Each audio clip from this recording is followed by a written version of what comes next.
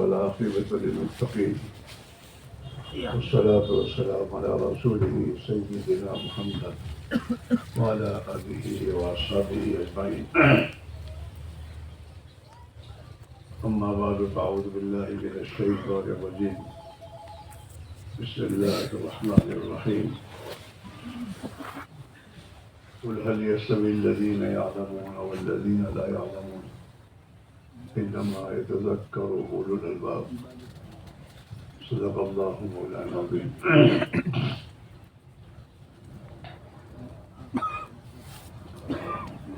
مقدس بھائیو، قرآن یہ کہہ رہا ہے کہ کیا جاننے والے اور نہ جاننے والے دونوں برابر ہو سکتے ہیں؟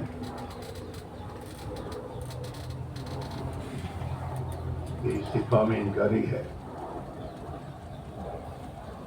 یعنی جاننے والے اور نہ جاننے والے، علم والے اور جن کے پاس علم نہیں ہے، یہ دونوں برابر نہیں ہو سکتے۔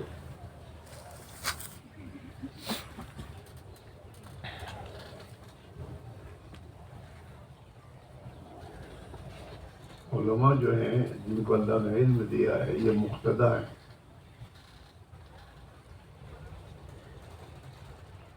دین کے اعتبار سے انہیں اللہ نے مقتدی بنایا ہے۔ جیسے اللہ کے نبی امت کے نمونہ ہے، امت کے لیے نمونہ ہے، ایسے ہی میرے دوستو امت کے علماء جو ہے یہ بھی امت کے لیے مقتدی ہیں۔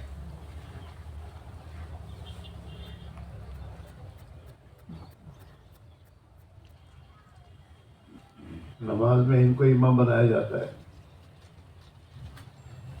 نماز میں ڈگری والوں کو یا مال والوں کو یا پیسے والوں کو ان کو نہیں بنایا جاتا، امامت کے لیے منتخب کیا جاتا ہے عالم دین کو، مقتدی ہے، اور امت پوری ان کی مقتدی ہے۔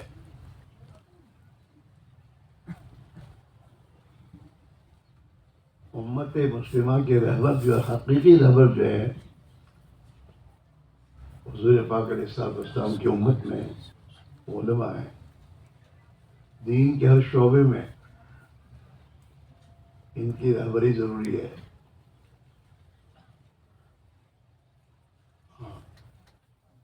اس لیے کہ زندگی کا ہر شعبے میں جب تک یہ امت اپنے نبی کی پیروی کرتی رہی،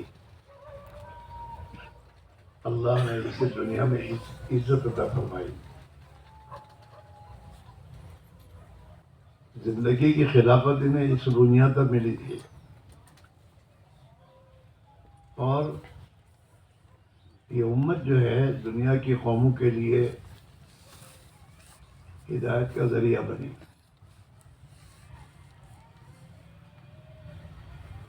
اور جب سے علماء نے رہبری چھوڑی اور امت نے علماء کی رہبری کو اختیار نہیں کیا، اس وقت سے امت کا زوال آیا، اور دنیا میں عزت کی زندگی چھوڑ کر اور پائمالی کی زندگی اختیار کرنے کی بنا پر یہ امت ذلت کی گھاٹ اتری، اور ابھی بھی ذلت میں ہے۔ ہر زمانے میں علماء جو ہے یہ امت کے لیے رہبر بنے ہیں،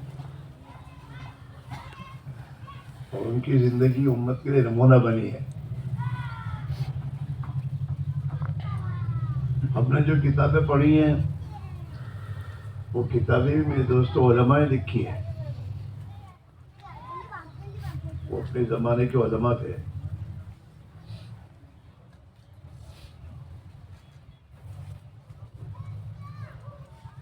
اس لیے میرے بھائی اس وقت جو امت کی سب سے بڑی ضرورت ہے وہ یہ ہے کہ اس امت کی زندگی میں دین آئے، اور دین آئے گا نبی والی محنت سے، اور اس کی رہبری کریں گے علماء کرام۔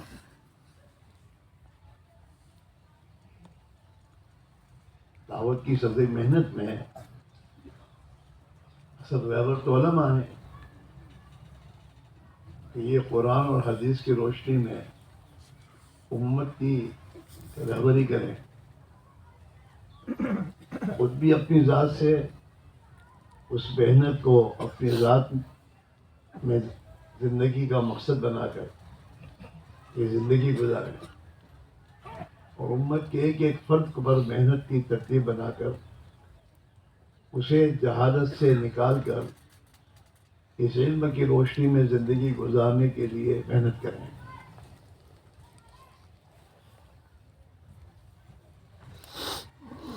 ہاں، تاکہ یہ امت پھر اپنے مقصد حیات پر آنے کی بنا پر پھر اللہ تعالیٰ کے وعدے پورے ہوں گے۔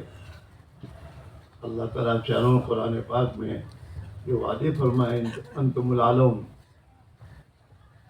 تم سربلند رہو گے، کب؟ ان کنتم مومنین، جب تمہاری زندگی میں ایمان ہوگا۔ ایمان زندگی میں ہونے کے معنی کیا ہے؟ ایمان و بین الخوف والرجاء، ایمان تو خوف اور امید کے درمیان کی صفت کا نام ہے، کہ امت میں اتنا ان کی زندگی میں خوف پیدا ہو جائے کہ جو خوف انہیں حرام کی راہوں سے بچائے، اور اللہ کی قدرت، اللہ کی رحمت، اللہ کی تائید، اللہ کا فعال لما یرید، جو صفات ہیں اللہ کی کہ اللہ ہی کرنے والے ہیں، اور اللہ ہی قاضی الحاجات ہیں، اور اللہ ہی کے ہاتھ سب کچھ ہے، جو اللہ چاہے گا وہی ہوگا۔ جب یہ یقین امت کی زندگیوں میں آتا ہے تو پھر امت اللہ کے فرائض کو کھڑا ادا کرتی ہے، اور امت اپنی ہر ضرورت میں اللہ کی طرف رجوع کرتی ہے۔ ہاں، اور جب یہ امت اللہ کی طرف رجوع کرنے والی بنے گی تو اللہ تعالیٰ شان ہو اس کی مدد کی راہیں کھولے گا۔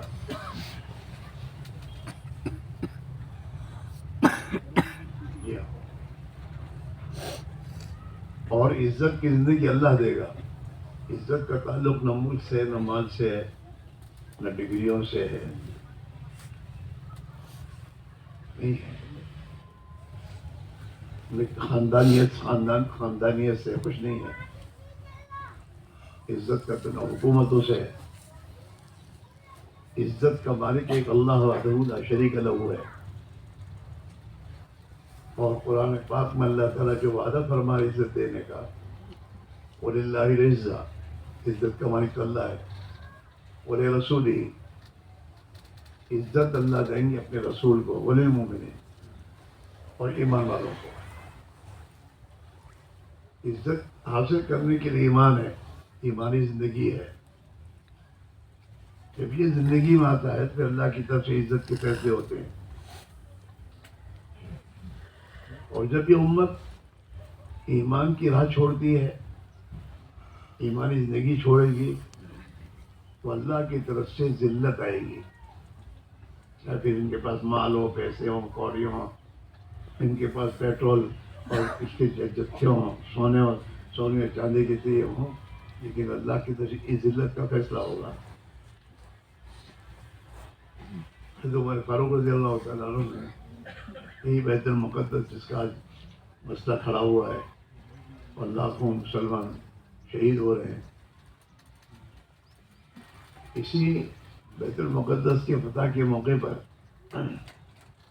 حضرت عمر فاروق نے قیامت تک کے لیے امت کو ایک پیغام دیا تھا، اور ایک حقیقت کی طرف متوجہ کیا تھا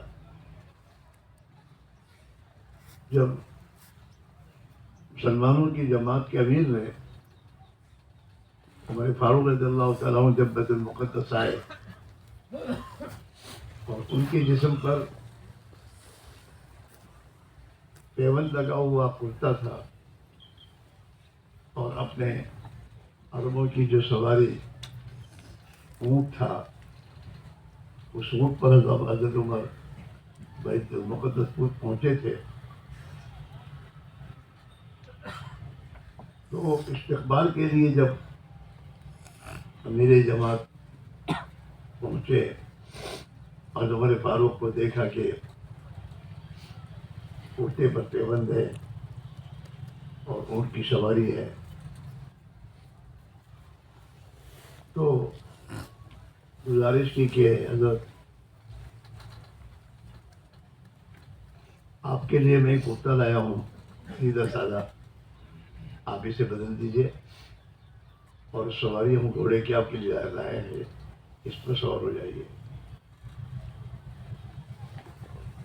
امین جماعت جو تھے وہ حضور پاک علیہ الصلوۃ والسلام کے خاندان میں سے آپ کے رشتے دار تھے۔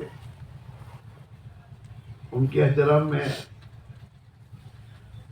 حضرت عمر فاروق نے اپنا کرتا بدلا اور سواری بدلی، اور تھوڑی دیر چلنے کے بعد یوں فرمایا کہ بھائی میں اپنے دل میں تغیر پا رہا ہوں، میرا جو کرتا مجھے دے دے اور میری سواری مجھے دے دے۔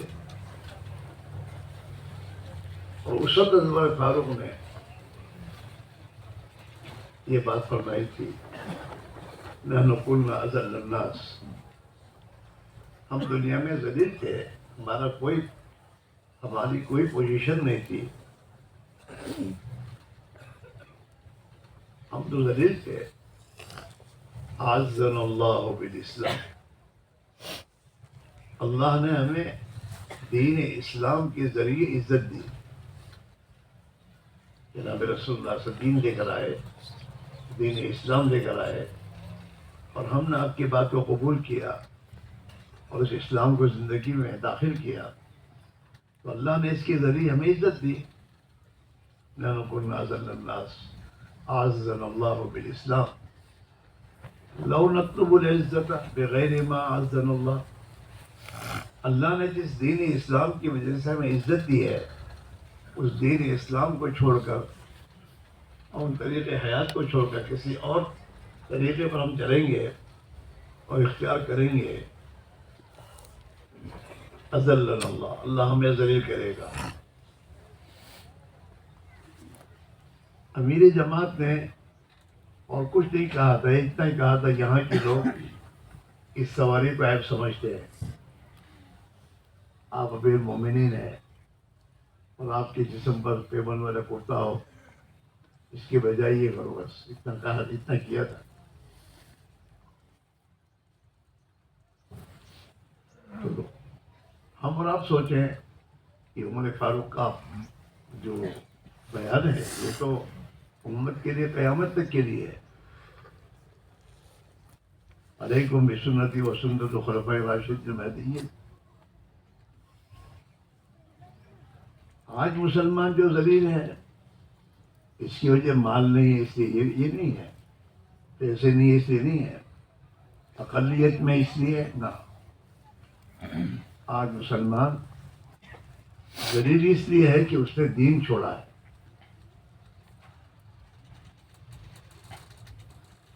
اور ماحول کا اثر ہم پر بھی آ گیا۔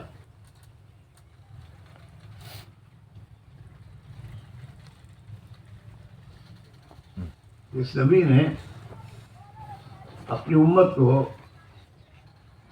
سادگی والی زندگی دی تھی۔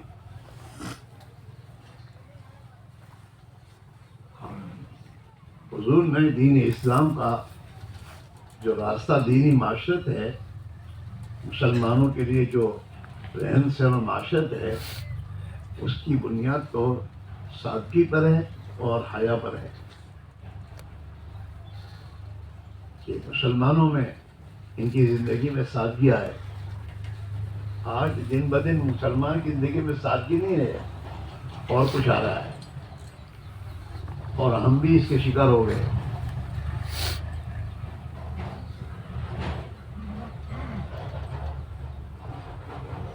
اسلامی معاشرت، اللہ کے نبی والی معاشرت کی بنیاد جو ہے وہ سادگی اور حیا ہے.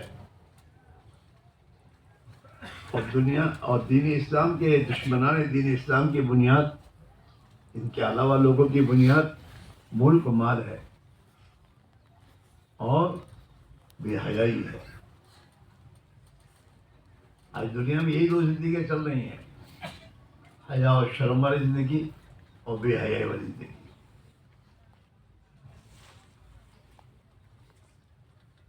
دن بدن جو معاشرہ ہمارے گھروں میں آ رہا ہے وہ بے حیائی والا معاشرہ آ رہا ہے.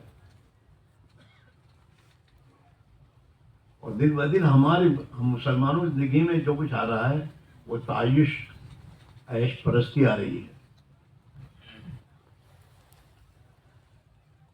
اور اسی کو مسلمان سمجھتا ہے کہ یہ ہماری ترقی کا راستہ ہے، عیش پرستی ہے، ہر چیز میں تعیش.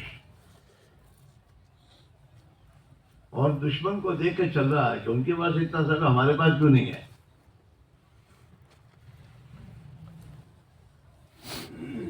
ہندوستان چھوڑ کے جو کمانے جا رہے ہیں، کیا وہ یہاں بھوکے مر رہے تھے؟ نہیں. مسئلہ وہی ہے کہ تعیش چاہیے، عیش پرستی چاہیے، اچھے کھانے چاہیے، اچھے پینے چاہیے، اچھے مکان چاہیے.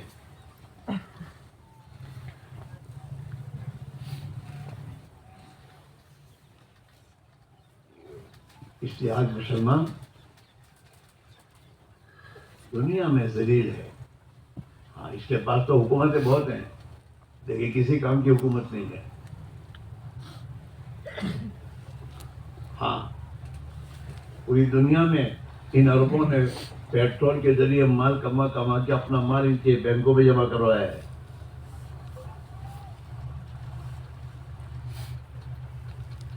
اور یہ عرب دشمن کے سامنے حق بات نہیں کہہ سکتا. اس سے بڑی ذلت کیا ہے؟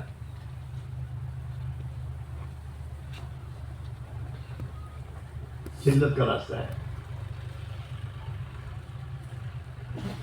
اس لیے بھائی میرا عزیزو، اس وقت کی سب سے بڑی ضرورت یہ ہے کہ ہم اور آپ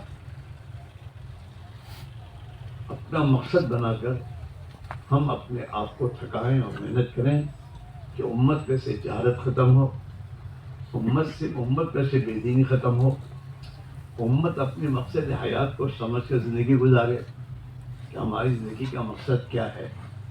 ہمیں اللہ نے مسلمان بنایا تو ہماری ذمہ داری کیا ہے؟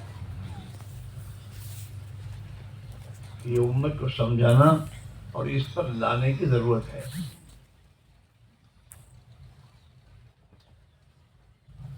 اور ہم اپنے مقام کو پہچانیں اور چلیں کہ ہم مقتدا ہیں.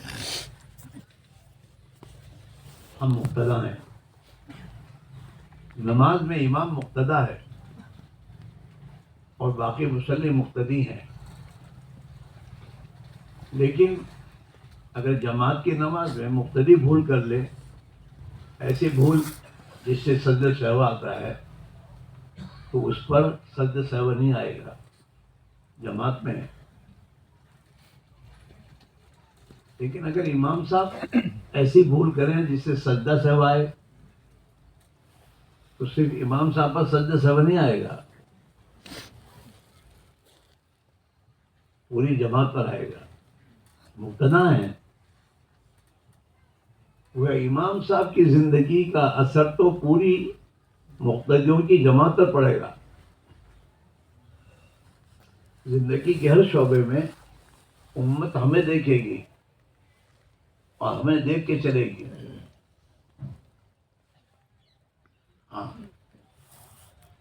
اس لیے بہت سی مرتبہ کچھ بات بیچارے عوام ہوتے ہیں ان کو سمجھاتے ہیں کہ بھائی ایسا نہیں کرنا چاہیے، تو کیا کہتے ہیں مرتاد کا رسن ہے.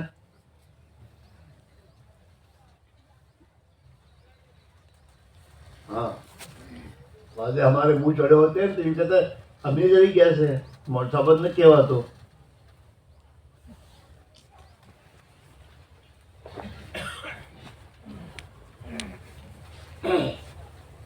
اذان کے بعد ایک عام انسان میرے دوستوں ہوٹل پہ کھڑا رہ بات کرتا ہو چائے پیتا ہو, اس کا اتنا میرے دوست نقصان نہیں ہے جتنا ایک عالم دین اذان کے بعد ہوٹل پر بیٹھا ہو, وہاں کھڑا ہو, وہاں چائے پی رہا ہو. یہ مقتدا ہے.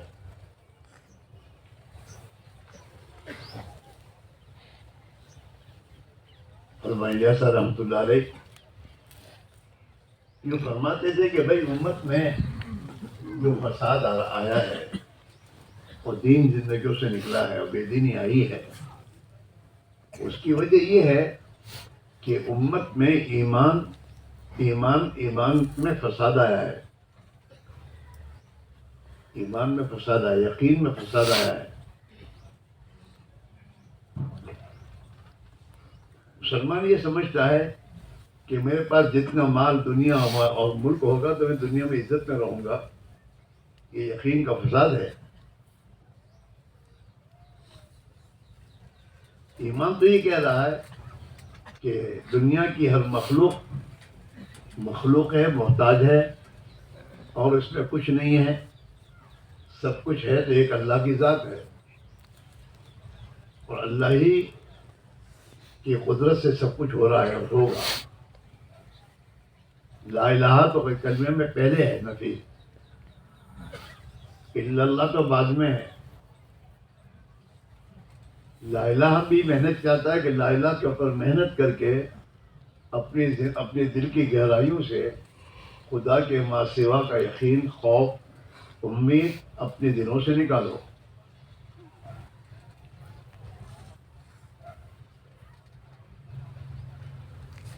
پہلے تو یہ نکالنا ہے, اس کے نکالے بغیر الا اللہ دل میں نہیں آئے گا. آج مسلمان کو سمجھداروں نے اس کو بھی الٹا کر دیا ہے. کہتے کیا ہے کہ اللہ روزی آپس ہے, اللہ ہی روزی دیتا ہے, اللہ ہی کے ہاتھ میں عزت میں, اللہ ہی ہے. مگر بعد میں مگر لاتے ہیں. مگر کلمے میں لانا, لیکن پہلے تو نفی کرو پھر مگر کہو کہ جہاں سے جو کچھ ہم ہوتا دیکھ رہے ہیں اور ہمارے دلوں میں جو بیٹھے ہوئے ہیں خدا کے غیر, ان سے کچھ نہیں ہوتا مگر ایک اللہ سے ہوتا ہے. یہ کلمہ صحیح ہے. اور یہ کہنا اللہ ہی کرتے ہیں مگر یہ کلمہ صحیح نہیں ہے.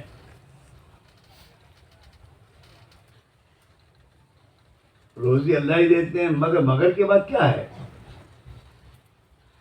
وہی خدا کا غیر ہے جو دل میں بیٹھا ہوا ہے. اللہ ہی روزی مگر دکان سے, اللہ ہی روزی مگر نوکری سے, اللہ ہی کچھ کرنا تو پڑے گا نا.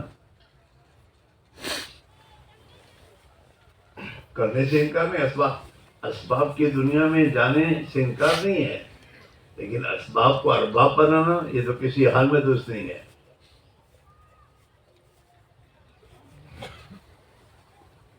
آج مسلمان نے اسباب کو ارباب بنایا.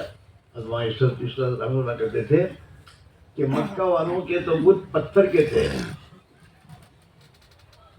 جس کے ذریعے سمجھتے تھے کہ یقربون الی اللہ زلفیٰ, وہ بھی اللہ کو تو مانتے ہی تھے, ایسا نہیں مانتے تھے. مکہ والے جو ہیں وہ اللہ کو مانتے ہی تھے, لیکن اللہ کو مانتے شریک کے ساتھ. یقربون الی اللہ زلفیٰ. اور قرآن کہہ رہا ہے قل من یرزقکم من السماء والارض امن یملک السمع والابصار ومن یخرج الحی من المیت ویخرج المیت من الحی ومن یدبر الامر فسیقولون اللہ. اللہ کے نبی سے قرآن کہہ رہا کہ ان مکہ والوں سے انہیں پوچھئے کہ کون روزی دیتا ہے, آسمان اور زمین سے تمہیں روزی کون دے رہا ہے؟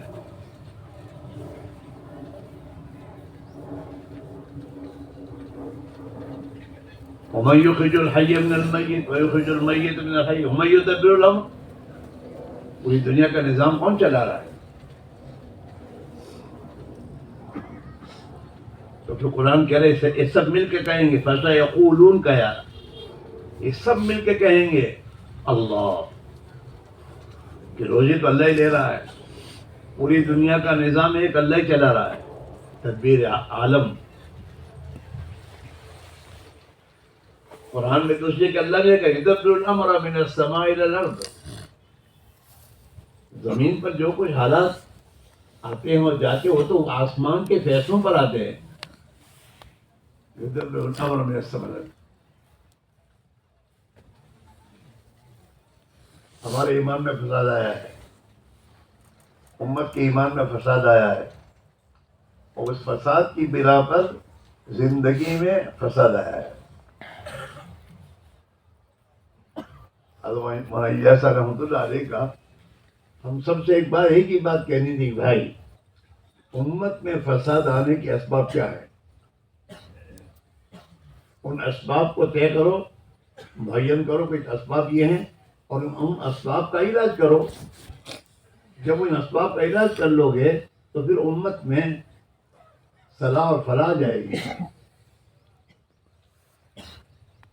حضرت فرماتے تھے ایک سبب تو یہ ہے، ایمان اور یقین میں فساد ہے. مال پیسوں سے کام بنے گا، عہدوں سے کام بنے گا، ڈگریوں سے کام بنے گا، حکومت سے کام بنے گا. یہ سب یقین فاسد یقین ہے. اس لیے مسلمان مال کمانے میں حرام راستہ اختیار کر رہا ہے کہ مال سے کام بنے گا. حکومت میں جانے کے لیے ہر لائن کی ترجیح اختیار کر لیا، جھوٹ، فریب، دھوکہ، مکاری، اپنے بھائی کو لوگوں کے سامنے برا بھلا کہنا، سب کہے گا. حکومت کی کوشش چاہیے.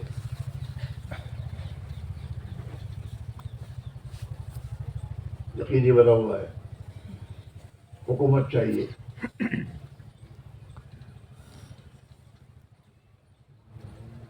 اس لیے میرے بھائیوں یہ یقین کا فساد دور کرنا بہت ضروری ہے. ہم لوگ تو یہ سمجھتے ہیں کہ ایمان تو ہمارے پاس ہے، ہمیں کیا ایمان سیکھنے کی ضرورت. اور صحابہ کی ہماری جماعت اس زمانے میں کہہ رہی ہے کہ تعلمنا الایمان، ہم نے تو پہلے ایمان سیکھا. ایمان سیکھنے سے آتا ہے. ابھی بھی ہم لوگ کا نماز سیکھنی چاہیے، اس میں ایمان کے بعد خاموش ہے، ایمان سیکھے، ایمان تو ہے ہمارے پاس. یہ ایمان جو ہمارے پاس ہے وہ ایمان تو مسلمان کے گھر میں پیدا ہونے کے صدقے میں ہے. کون سا ایمان؟ کہ پتھروں کے سامنے ہاتھ نہیں جوڑنا چاہیے، بتوں کے سامنے سجدہ نہیں کرنا چاہیے. یہ یقین اور یہ ایمان تو مسلمان کے گھر میں پیدا ہونے کے دن سے مل کو ملا ہے. لیکن وہ ایمان جو اللہ کی اطاعت پر چل ڈال دے، وہ ایمان جو خواہشات کو چھوڑوا کر اللہ کی اطاعت کے راستے پر ڈال دے، وہ ایمان محنت کے بعد بنے گا.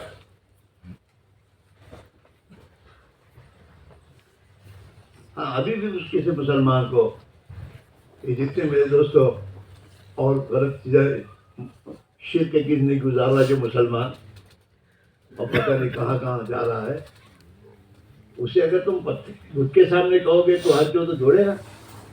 نہیں جوڑے گا.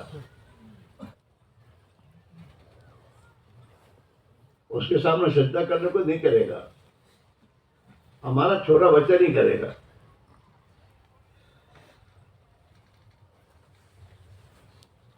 باقی اس کے علاوہ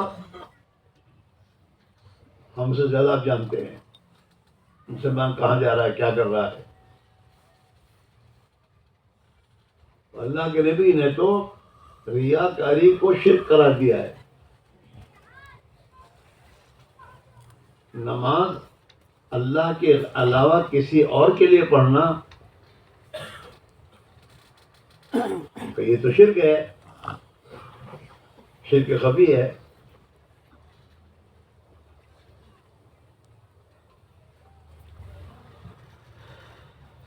بہت سے لوگ ایسے ہیں کہ کسی کی لڑکی سے شادی کرنی ہوتی ہے اور وہ دیندار ہوتا ہے تو منگنی سے پہلے مسجد میں نماز پڑھنا شروع کر دیتا ہے وہ.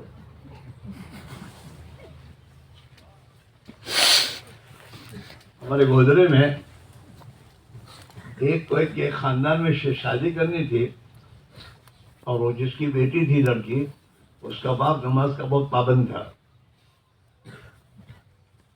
تو اس نے کیا شروع کیا, وہ جو حاجی صاحب جہاں نماز پڑھ اس کے پاس جا کے نماز پڑھ رہے 1 مہینے سے. اور جب مہینہ 1.5 مہینہ گزر گیا اب منگنی کے لیے آدمی بھیجا.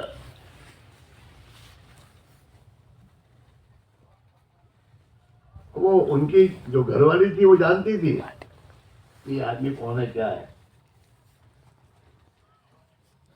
منگنی آئی تو بچی کی ماں نے کہا کہ یہ چھوکرے تو کرنٹ آدمی ہے, ایسے چھوڑے لوگ ہیں, ان کو کیا لڑکی دینا.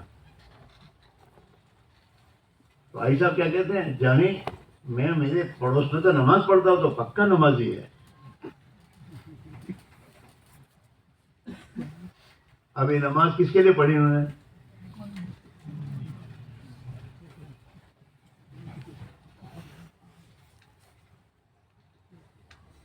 مسلمان بھی جو فسادات ہوتے تو مسجد گھس جاتا ہے.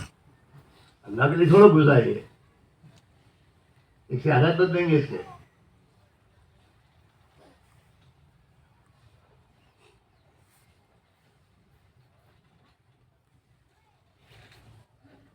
یہ ہے میرے دوستو, ریاکاری شرک ہے.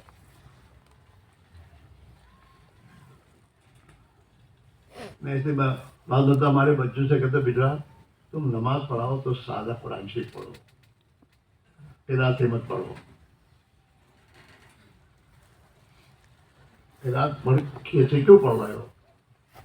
لوگوں کے لیے بہت اچھا آواز ہے, قاری صاحب بہت اچھا پڑھتے ہیں, اور یہاں سے بھی کسی اور مسجد والا کے تمہیں لے جاؤ زیادہ تنخواہ میں, تو یہ تو نماز تمہاری نماز ہی نہیں ہے. اور یوں بھی میرے دوستو ہمارے بزرگوں کے ہاں نماز میں قرات تھی نہیں, وہ تو حضرت سے قرآن ہی پڑھتے تھے. یہ چڑھانا اتارنا اور کھینچنا اور چیخنا اور چلانا نماز میں. اب بھی قرآن پڑھتا ہوں تو اللہ کو سنا رہا ہے. ہم میں سے کوئی آدمی اپنے بزرگ کے سامنے چلائے گا؟ تم تو اللہ کے سامنے کھڑے ہو, پھر یہ چلانا یہ چیخنا.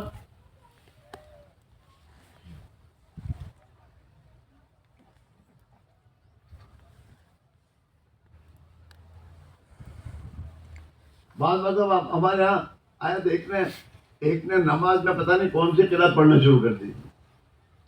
اب عوام پریشان کہ مقصد چھپ پڑا اس کے. اب نماز میں اس کی کیا ضرورت ہے؟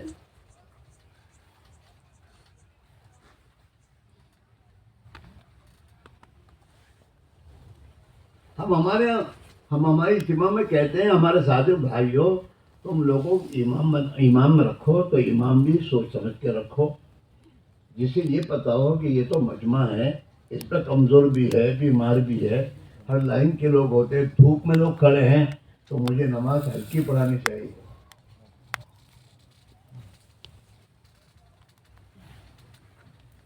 لیکن میرے چھوکرے کو نماز پڑھانے دو. نماز کو یعنی اس کے لیے ہے, کتابیں پڑھو امام کے لیے کیا کیا شرائط انہوں نے لکھی ہے.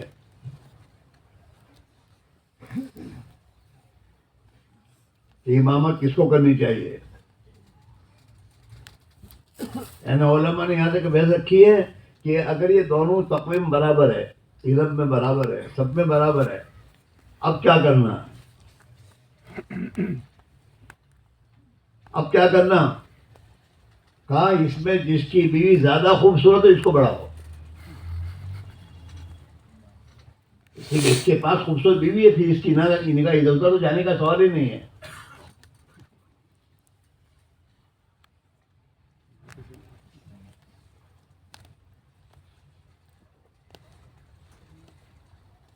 تو ہمارا حال تو یہ ہے، مسجد کا متولی ڈاڑھی منڈا ہے،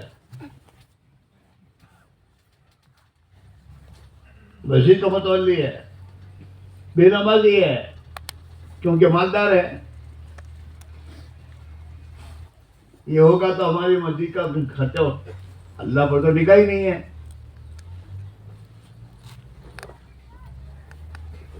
اور یہ سب کیوں ہو رہا ہے؟ ہماری وجہ سے. ہم نے اپنی ذمہ داری کو نہیں اٹھایا. ہمارا امام تو متولی سے بات کرنے میں گھبراتا ہے. اس سے کیا گھبرانے کا، کون سا ہے؟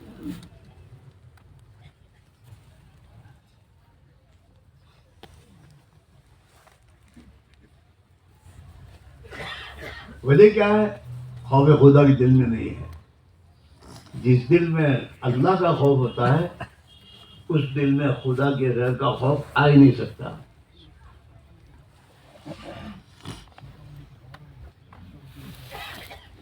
ہمیں بھی ایمان سیکھنے کی ضرورت ہے. حضرت الیاس صاحب رحمۃ اللہ علیہ نے علماء سے سال مانگا ہے، اسی لیے کہ مدرسے میں علم تو حاصل کر لیا، اب ایمان سیکھے اللہ کی راہ میں نکال کر، اور اپنی زندگی میں سنت والی زندگی لائے، اپنا یقین اللہ کی ذات پر لائے. ان کی نگاہ اللہ کے ما سوا سے ہٹیا ہے، اور ایک اللہ پر ان کی نگاہ ہے، وہ ایمان ہے. اپنی نماز کو صحیح بنائے. خشوع و خضوع والی جماعت تو سیکھنے سے آئے گی. قرآن میں اللہ نے ہم سے اور آپ سے ایمان کا جو مطالبہ کیا ہے وہ اس ایمان کا ہے جو صحابہ کے پاس تھا. وَإِذَا قِيلَ لَهُمْ آمِنُوا كَمَا آمَنَ النَّاسُ كَمَا آمَنَ أَصْحَابُ رسول اللہ. ایمان مطلوب یہ ایمان ہے، صحابہ والا ایمان. ہاں، ہمارے بھائی صاحب تھے حضرت عبدالوہاب صاحب، حضرت الیاس سے کے صحبت یافتہ تھے. وہ ہمیں بات تو کہتے کہ اسماعیل اللہ سے دعا میں یہ مانگ کہ اللہ جو تو نے صحابہ کو دیا تو ہمیں بھی عطا فرما. اللہ کے خزانوں میں کمی نہیں ہے. وہ ایمان صحابہ والا ایمان.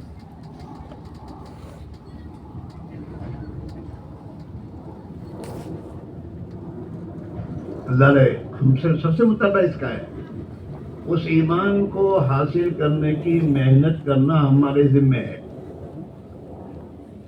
محنت کرتے کرتے مر جائیں گے اگر وہ ایمان نصیب نہیں ہوا، لیکن ہماری نیت کی بنیاد پر اللہ ہمیں قیامت میں صحابہ کی جماعت کے ساتھ اٹھائے گا. کیوں کہ وہ ایمان حاصل کرنے کی محنت کرتے کرتے ہم مرے ہیں. جیسے حافظ قرآن کی حفظ کرنے کے لیے بیٹھ گیا اور قرآن کا حفظ کرتے کرتے پورا نہیں کر پایا اور مر گیا، تو آپ کیا کہیں گے کہ اللہ تعالیٰ حافظ قرآن اٹھائے گا، کیونکہ وہ محنت کرتے کرتے مرا ہے.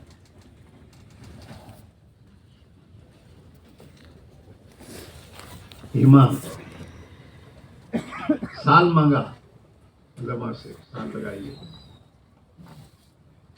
سال بھر جو آدمی رات دن ایک اللہ سے ہوتا ہے، ایک اللہ سے ہوتا ہے، ایک اللہ ہی کرتے ہیں، اللہ کے جو کسی کے ہاتھ میں کچھ نہیں ہے، یہ بولے گا رٹے گا تو اس کے دل میں یہ چیز اترے گی.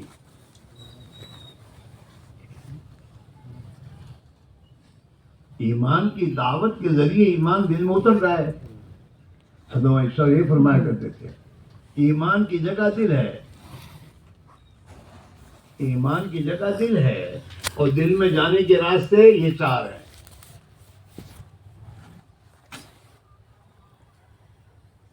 آدمی جو دیکھتا ہے اس کا اثر لیتا ہے دل میں. بلی کو دیکھا تو کوئی ڈر نہیں آتا اس کو دل میں، اور شیر کو دیکھا تو اب ڈر پیدا ہوتا ہے. حضرت فرماتے تھے اللہ کی راہ میں نکل کر محنت کر کے اس آنکھوں کو ایمانی آنکھ بناؤ کہ زمین و آسمان کے درمیان میں جتنی مخلوقات ہیں اور جن سے جو کچھ ہوتا اور نظر آ رہا ہے، ان کا اس کا انکار کرے کہ یہ تو مخلوق ہے، محتاج ہے. جیسے یہ چیزیں اپنے وجود میں اللہ کی محتاج ہے، یہ چیزیں نفع نقصان پہنچانے میں بھی اللہ کی محتاج ہے. مال سے کام نہیں بنے گا، مال سے کام بننے والے نہیں ہیں جب تک اللہ نہ چاہے. عزت مال سے نہیں ملتی، عزت عہدوں سے نہیں ملتی، عزت بڑی کتابوں پڑھ کے پڑھانے سے نہیں ملتی. عزت اللہ دیتا ہے، اور عزت کا مدار تو تقوی پر ہے. ان اکرمکم عند اللہ اتقاکم. ہمارے جتنے اساتذہ وہ تقوی والے ہوتے تھے. ہمارے استاد تھے حضرت مولانا بخاری صاحب، مولانا محمد اکرم صاحب. ہم نے کبھی اس آدمی کو اوپر دیکھتے نہیں دیکھا، نگاہ نیچی رہتے ہمیشہ. درسگاہ میں وہ جب تشریف لاتے تھے اور پہلے سے آگے بیٹھ جاتے تھے تو وہ کتاب کھول کے اس میں مطالعے میں مشغول ہوتے تھے. جب ہم درسگاہ میں آتے تھے اذان سے پہلے مدرسے میں استنجا سے فارغ ہونے کے لیے آدھے گھنٹے پونے گھنٹے پہلے آ جاتے. طہارت کی اتنا اہتمام تھا ان کو. اور اذان سے پہلے مسجد میں ہمارے سے پہلے وہ تشریف فرما ہوتے تھے. سنت کا اہتمام تھا. 50 سال تک نکاح نہیں کیا، لیکن پھر کہ سنت ہے تو چلو نکاح کر لیں.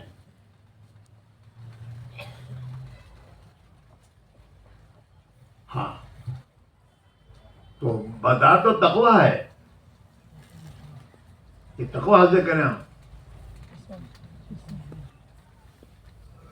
ہم اپنے مدرسوں میں پڑھاتے ہیں تو ہمارے بچوں کا رات دن اس کا ذہن بنانے کی ضرورت ہے. بیٹا زندگی میں تقوی لاؤ گے تو خدا تمہیں تو روزی دے گا.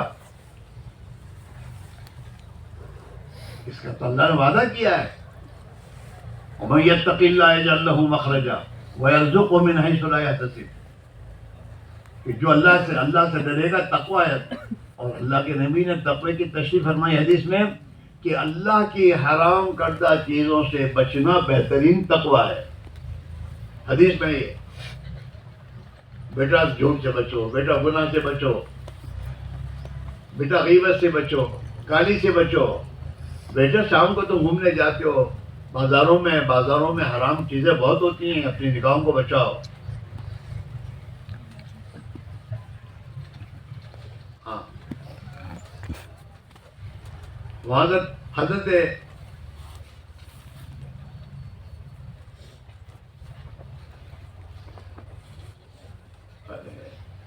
ایک دوسرے امام کا نام کیا ہے؟ حضرت امام شافعی. بوڑھے ہو گئے، دماغوں سے نکل تو فجر جاتا نہیں ہے. امام شافعی اپنے استاد وکی سے کہہ رہے ہیں کہ ذرا مجھے یاد نہیں رہتا. تو انہوں نے کیا کیا؟ پھر کہا فلاں خمیرہ کھاؤ.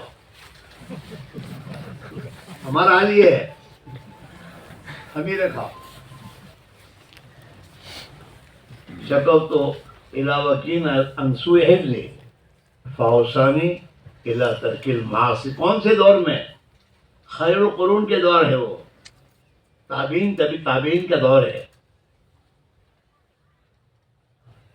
اس دور میں حضرت وکی اپنے شاگرد سے کیا کہہ رہے ہیں؟ فاوصانی الی ترک المعاصی، کہ بیٹے گناہ چھوڑ دے. اس زمانے میں گناہ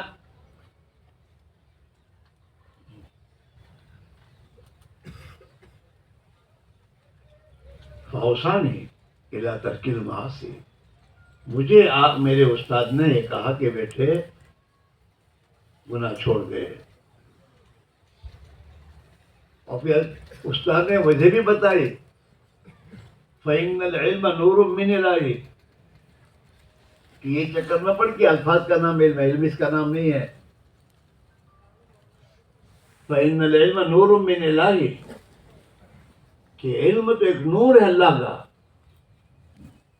ونور اللہ لا یعطی لعاصی، اور اللہ اپنا نور نافرمانوں کو نہیں دیا کرتا.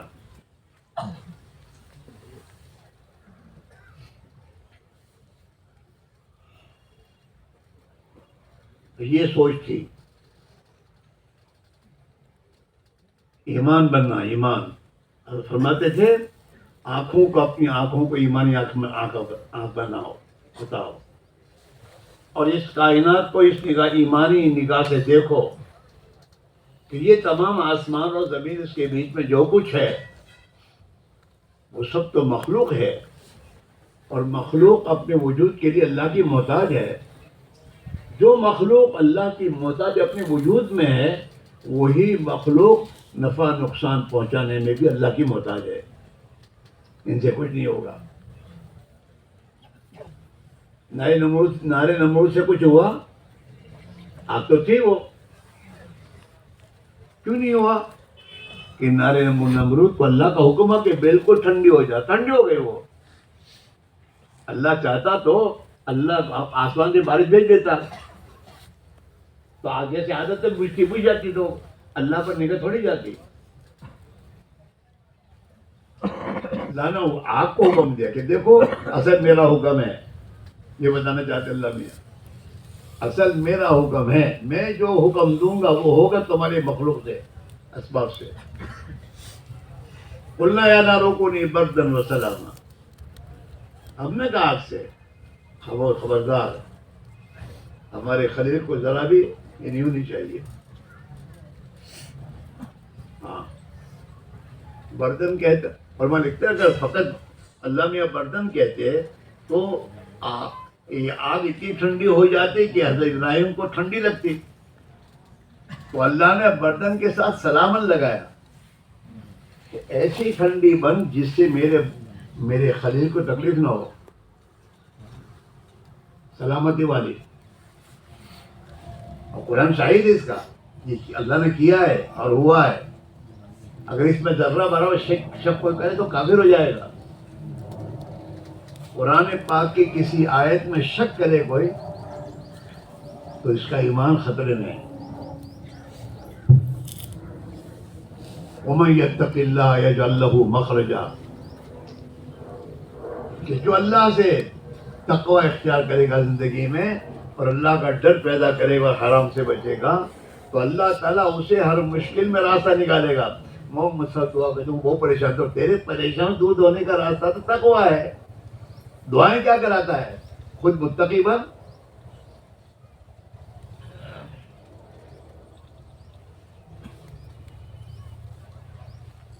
میں طالب علموں سے ہی کہتا ہوں جب ہمارا سفر ہوتا ہے نا، میں یہی کہتا ہوں کہ تم کو یہ کیا سوچنا چاہیے کہ میں مولوی ہوں، کہ انگریزی پڑھوں نا، پھر کالج کی پاس کروں، یہ سب کیا پہ درزی بنوں نا، میں تو کیسی ہوں سیکھوں. اس پر تو روزی دینے کا وعدہ خدا نے کیا نہیں ہے. اور تقوی پر تو اللہ نے تمہیں وعدہ کیا کہ اگر تم تقوی پیدا کرو گے تو ہم تمہیں ایسی جگہ سے روز دیں گے جہاں سے گمان نہیں ہوگا. تو ہم اپنی تقوی کو حاصل کرنے کی محنت کیوں نہیں کر رہے؟ ہمارا تو حال یہ ہے کہ عربی اول میں ہوتے ہیں تو آگے دوسری تیسری سب نماز پڑھتے ہیں، اور عربی دو میں آئے دیکھ سب پیچھے ہو جاتے ہیں، عربی سو میں اور پیچھے ہو جاتے ہیں، اور جب بخاری میں آتے ہیں تو سب سے پیچھے آپ دورے والے میں نہیں ہے. تو علم اس لیے تھا.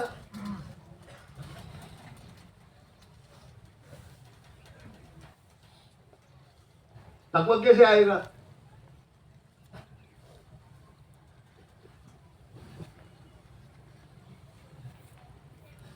اور تقوی کے بغیر علم کیسے ملے گا؟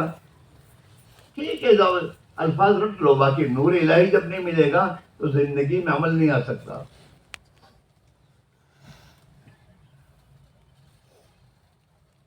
ہاں من عمل بما علم ورسول اللہ، کہ جو اپنے علم پر عمل کرے گا اللہ اسے ایسا علم وہ علم دے گا جو وہ نہیں جانتا. علم تو اللہ دیتے ہیں.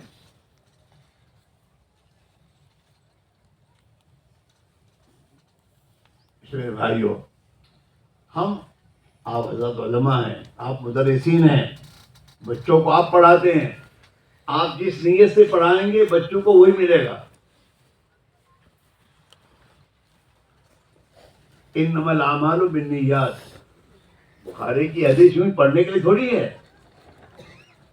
ہم اور آپ سب سوچیں کہ ہم اپنی کلاس میں بچوں کو پڑھاتے تو ہماری کیا نیت ہوتی ہے.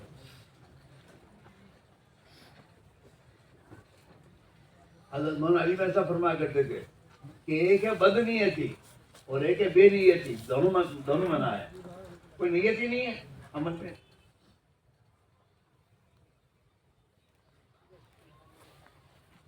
بد نیتی تو ہم سب جانتے ہیں.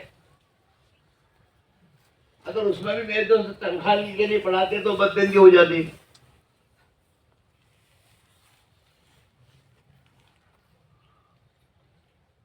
تنخواہ کا جواز تو ہمارے علماء نے اس لیے یہ دیا تھا کہ امت میں بے حسی آ گئی ہے. اگر تنخواہ کو جواز نہ دے تو پھر کوئی پڑھانے ہی نہیں بیٹھتا، علم کا محنت چھوٹ جاتی.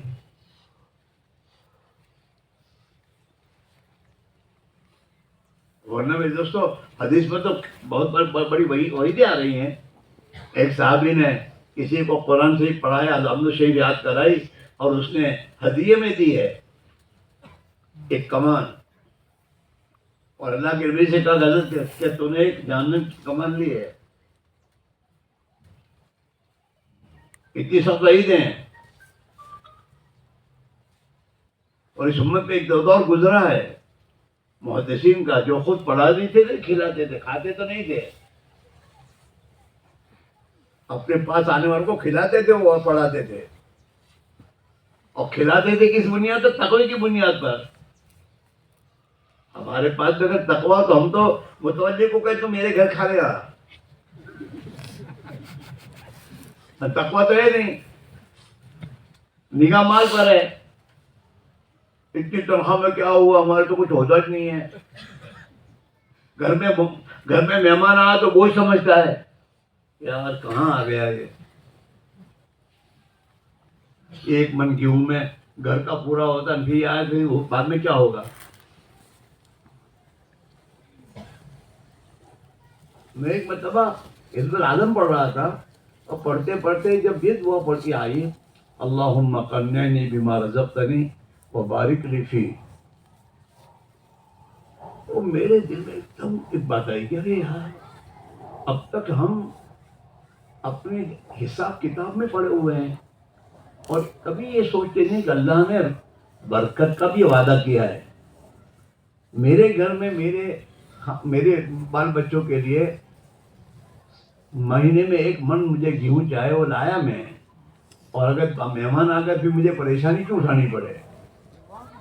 میں کیوں نہیں سوچتا کہ اسی میں سے میں اپنے مہمان کو کھلاؤں گا تو اللہ اس میں برکت ڈالے گا.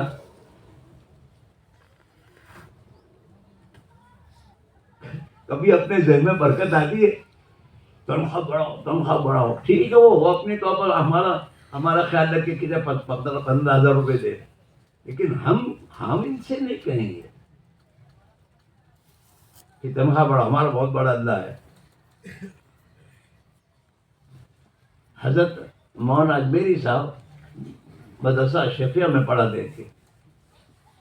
کبھی انہوں نے تنخواہ بڑھانے کی درخواست دی مدرسے میں، اور ایک مرتبہ مدرسے نے تمام مدرسین کی تنخواہ بڑھائی تو اس میں ان کی بڑھا کر ان کو وہ تنخواہ بھیجی.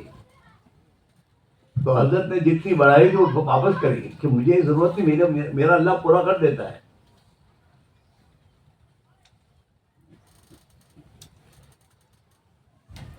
یقین بنانے کی ضرورت ہے. ابھی 2 رکعت پڑھی، اللہ سے دعا کہ اللہ میری پریشانی ہے، میرے گھر میں تنگی تو دور کر دے.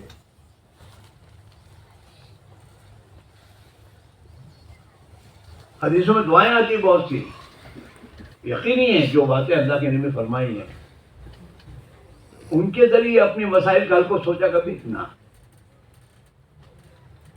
اور شیطان تبلیغ والے کہاں سے لاتے ہیں؟ اپنی فکر نہیں کرتا، تبلیغ والوں کی فکر ہے. تیرے پاس لینے آیا کوئی؟ تبلیغ والا کسی مالدار کے بچے کے پاس گیا، وہ تیرے پاس پروف ہے؟ اور کیوں تیرا یقین صحیح نہیں ہوتا کہ جس اللہ کے دین کی میں خدمت کروں گا وہ اللہ میری ضرورتیں پوری کرے گا. انا عند ظن عبدی بھی، اسی کو دیتا وہ جس کا تعلق اس کے نہیں اللہ ہے، بہت بڑے ہیں.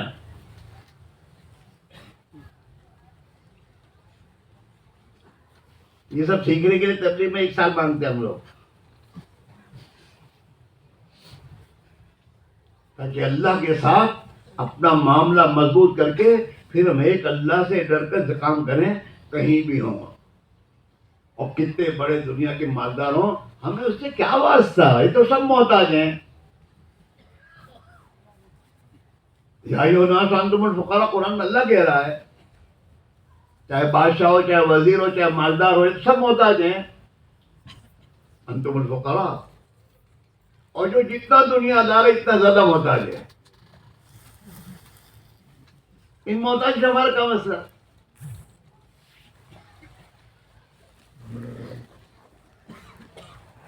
آپ دیکھیے گھر میں 4 بچے ہوتے ہیں، ایک بچہ جہاں جاؤ ماں لاؤ آلو آلو، اور ایک بچہ ماں کے پاس کھانا بھی نہیں مانگتا ہے، دیتے کہ ہم ضرورت نہ تھی. تو اس ماں کے دل میں احترام کس کا ہوگا؟ بولو کہ مجھے کیا.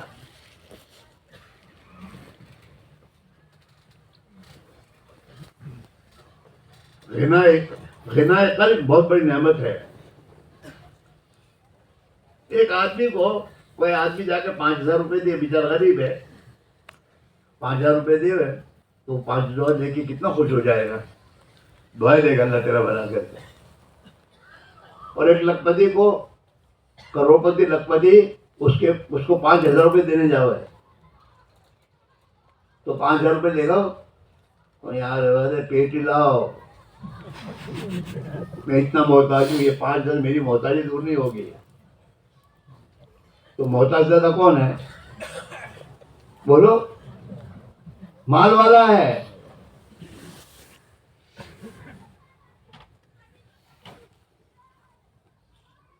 اللہ کے نبی نے حدیث میں فرمایا، یا ابن آدم تفرغ لعبادتی املؤ صدرک غنا. وہ آدم کے بچے میری عبادت کے لیے فارغ ہو جا، میری اطاعت کے لیے، میری عبادت کے لیے. زندگی کا ہر عمل اللہ کی اطاعت بناؤ، تمہارا ہنسنا بھی عبادت بناؤ. جیسے اللہ کے نبی ہنسے، ہم ایسے ہنسیں گے اللہ کے لیے کہ میرے بھائی کو میرے ہنسنے سے خوشی ہوگی، تو بھائی کو خوش کرنے کے لیے مجھے ہنسنا ہے. سارے عوام سے گزارش ہے کہ اپنی ضروریات سے فارغ ہو جاوے. اپنا چلنا عبادت بناؤ، اپنا کھانا عبادت بناؤ، نماز ہو، 2:45 بجے اذان ہوگی، ہر چیز کو عبادت بنا رہا. مسلمان کا تو ہر عمل عبادت ہے. اگر وہ اللہ کے حکم کی رعایت کر لے اور نبی کے طریقے میں سنت کے مطابق کر لے اور اللہ کو راضی کرنے کی نیت سے کر لے، اس کا تو ہر عمل عبادت ہے. ساتھ بن جائے گی. تفرغ لعبادتی، میری عبادت کے لیے فارغ ہو جا. املؤ صدرک غنا، تیرے دل کو میں غنا سے بھر دوں گا. یعنی تجھے کوئی محتاجی کا تو یہ نہیں ہوتا، کسی مخلوق سے تجھے امید نہیں ہوگی. املؤ صدرک غنا، تیرے دل کو میں غنا سے بھر دوں گا.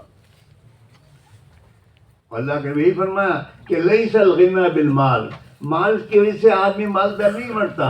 آدمی کی مالداری تو اس کے دل میں ہے کہ وہ دل سے غنی ہو جاتا ہے کہ مجھے کسی کی کوئی چیز کی ضرورت نہیں ہے.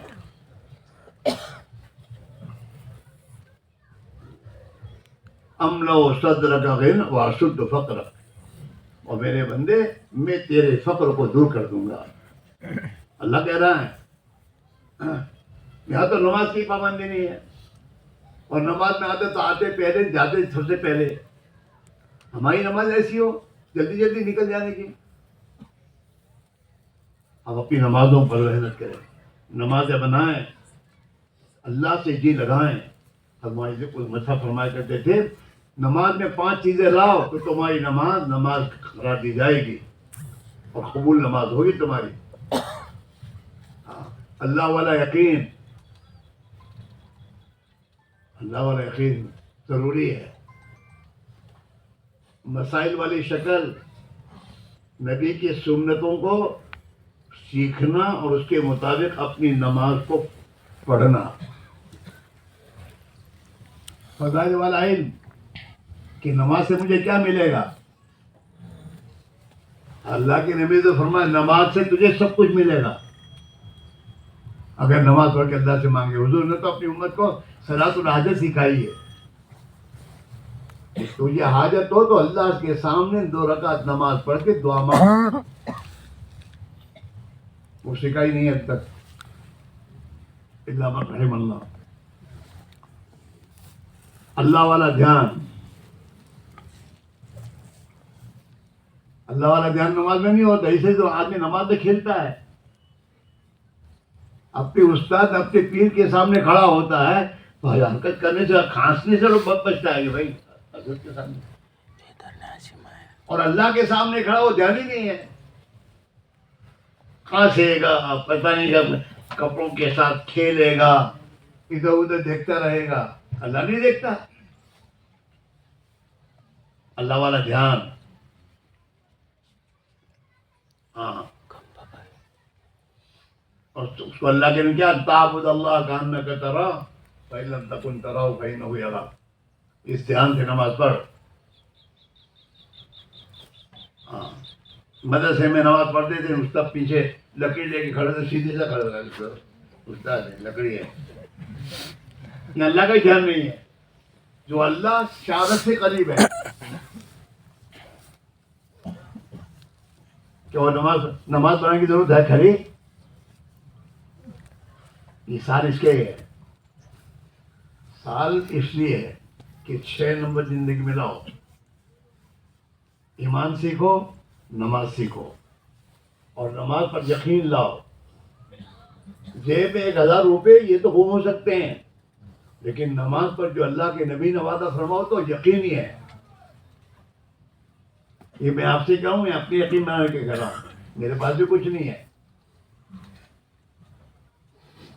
نماز بنانا. اور 5ویں چیز اخلاص والی نہیں ہے. یہ 5 چیزیں ہیں: کلمہ والا یقین، مسائل والی شکل، فضائل والا علم، اللہ والا دھیان اور اخلاص والی نیت.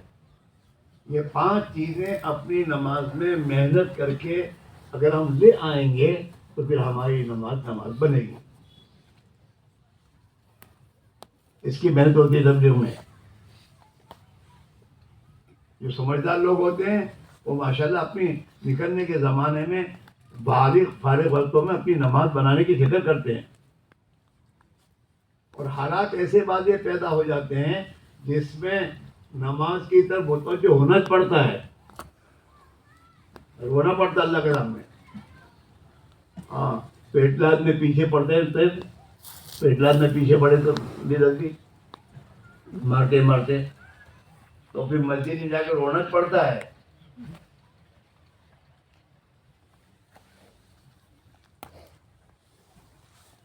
حالات ایمان بنانے کے حالات آنے ہیں.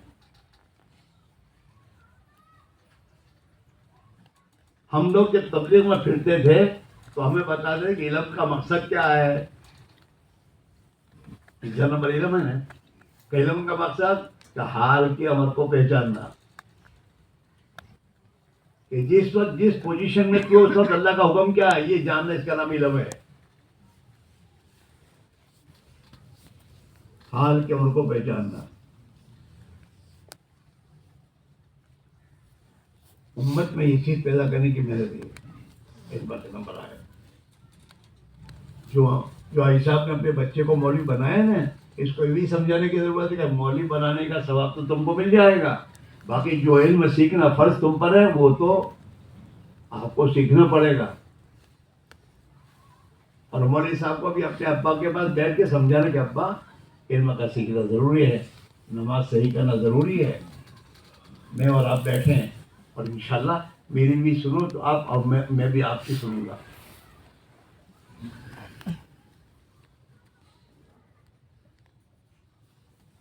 ہمارا حال پہ میں دوستو، جو ماں ہمیں بچا کر میرا بچہ مدرسے میں پڑھتا ہے، سکھڑیاں مکھڑیاں بنا کے کھلاتی ہے، ہم تو ایسے بد نصیب ہیں ہم اس ماں کی بھی نماز نہیں صحیح کراتے.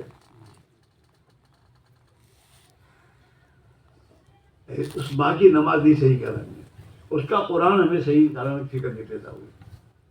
کبھی بھول کر بھی نہیں کہا کہ اماں آؤ بیٹھو میرا بھی قرآن کا سنو، آپ بھی سناؤ. یہ ہمارا حال ہے.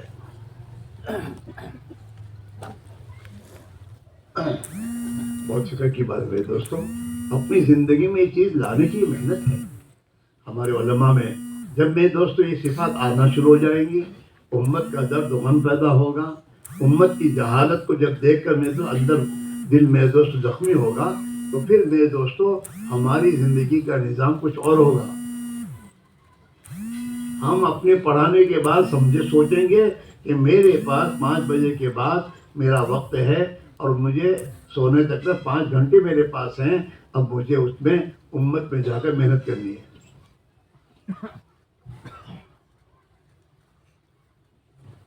جس زمانے میں ہم پڑھتے تھے تو ہمارے استاد شیخ الحدیث جمعہ کے دن مدرسے میں نہیں رہتے تھے، کہیں نہ کہیں جا کر اللہ کے بندوں کو بات سمجھانے کے لیے جایا کرتے تھے کہ ہمارے پاس چھٹی ہے.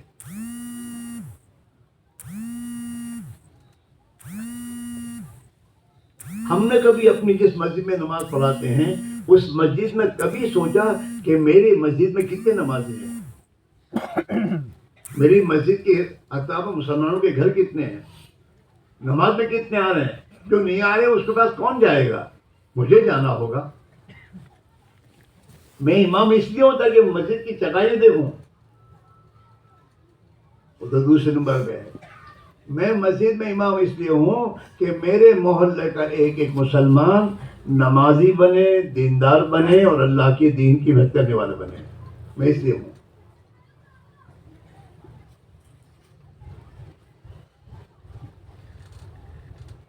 یہ میرے دوستوں طبیعت میں جب آدمی سال لگاتا ہے ٹھوکریں کھاتا ہے اور امت میں چل پھر کر محنت کرتا ہے اور امت کی بے دینی کو اپنی آنکھوں سے دیکھتا ہے، پھر اللہ تعالیٰ عالم تعلیم ہے، اس کے دل میں خدا ایک وہ زخمی دل ہو جاتا ہے اس کا، امت کا درد و غم پیدا ہو جاتا ہے.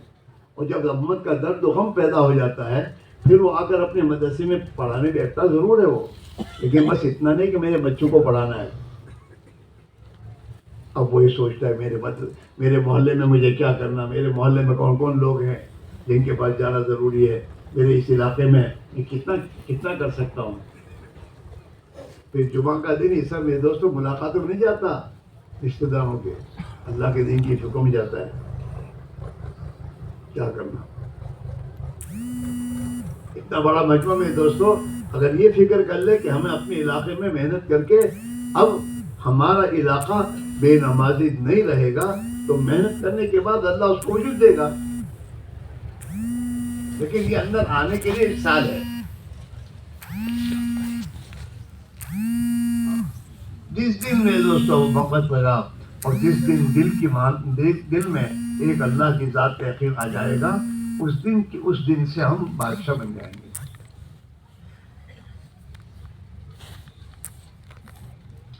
اس وجہ سے ہماری گزارش ہے میرے بھائیوں، یہ تو اپنی اصلاح کرتے ہوئے امت کو اصلاح کی محنت پر کھڑا کرنے کی محنت ہے.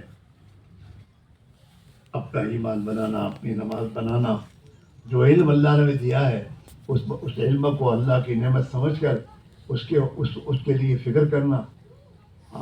حضرت فرمایا کرتے تھے علماء کی 3 ذمہ داریاں ہیں. جو لوگ علماء بنے ہیں، علم پڑھا ہے، ان کی 3 ذمہ داریاں ہیں. ایک ذمہ داری تو اس علم کے مطابق زندگی گزارنا، عمل کی زندگی گزارنا. دوسری ذمہ داری امت میں علماء کی جماعت کو پیدا کرنا. اور تیسری ذمہ داری یہ ہے کہ اس علم کو دنیا میں پھیلانا. یہ تین ذمہ داری ہر عالم دین کی ہے، اپنی ذات سے سلمہ پر عمل کرنا، اور امت کی ضرورت پوری ہو اس کے لیے علماء کو تیار کرنا، اور دنیا میں چل پھر کر اس دین کو زندہ کرنے کی محنت کرنا، اشاعت کرنا۔ اس حوالے سے ہماری گزارش میرے بھائیوں، اب تک تو ہمارے سامنے بہت لوگ آئے، ہمارے سامنے بات رکھی، ہمیں ارادے اور نیت بھی کروائی ہے۔ اب آپ حضرت سے ہماری گزارش یہ ہے کہ آپ اپنی، جن بھائیوں نے سال لگا تو سال لگا کر چھٹی نہیں ہے، سال لگانے کے بعد ان کے ذہنوں میں یہ آنا چاہیے بات کہ میں جس مدرسے میں پڑھاتا ہوں اس مدرسے کی ذمہ داری کے علاوہ پوری دنیا میں جو امت پھیلی ہوئی ہے اس امت تک اللہ کی بات کو پہنچانا میری ذمہ داری ہے، مجھے کرنا ہوگا۔ اور ہمارے علماء جنہوں نے سال لگایا ہے وہ آپ سوچیں کہ بھئی امت تو پوری دنیا میں پھیلی ہوئی ہے، وہاں بھی مجھے جانا چاہیے، کیا کروں؟ اپنی ترتیب بنائے۔ اور جو جیب کو دیکھے گا وہ کبھی بھی نہیں کر سکتا، اور جس کی نگاہ غیب پر ہوگی کہ اللہ بہت بڑا ہے اور اللہ آسان کرے گا اور اللہ ہی میرے جانے کی تو آسانی کرے گا، تو ویسے لوگ جاتے ہیں۔ کسی مالدار پہ پر نگاہ رکھنے والا کبھی تبلیغ نہیں کرتا۔ ایک مرتبہ مالدار کے پاس سے 5، 10، 15 ہزار، 25 ہزار مل گئے، کر لیا، پھر بعد میں وہ نہیں کرتا۔ وہ تو اللہ ہی کی نگاہ پر، اللہ ہی کی بنیاد پر جب چلتے ہیں آدمی تو پھر اللہ تعالیٰ بڑا غیور ہے، اللہ اپنے ان بندوں کو ضائع نہیں کرتا۔ ہمارے مولوی ابراہیم جاوید صاحب ہمارے ساتھ مراکش چلے تھے، مراکش، تو راستے میں بات چیت میں نے پوچھا بولتا خیریت سے مراکش میں سفر میں کیوں شو تو مول صاحب پکڑتا તો એ 300 મારી થોડા બહુ પૈસા હતા અને બૈરાનું સોનું એ વેચ્યું છે અને થોડા બહુ કરજ કરીને આ સફર કર્યું છે મેં, અલ્લાહ અદા કરાવી દે છે। लोग कहते कहीं से ला रहे, कहीं से नहीं ला रहे, वो तो अपने पास पहले लगाते हैं फिर अल्लाह में दूसरा देता है। ये मेरा तेरे मेरा भाग तो अल्लाह के है, से काम नहीं देता। हाँ, इस मेरे भाइयों, आप अल्लाह से हमारी गुजारिश है, अल्लाह के लिए बहुत हो गया, जिल्लत बहुत हो गई। अब तो कहते दोस्तों उम्मत पर चल फिर मेहनत करके उम्मत को अल्लाह की तरफ मुतवज्जह करने की ज़रूरत है। हम भी अपनी कुर्बानी बढ़ाएं, अपनी ज़ात से मेरे दोस्तों अल्लाह के राह में निकलें। साल लगाए जिनका नहीं वो साल लगाओ,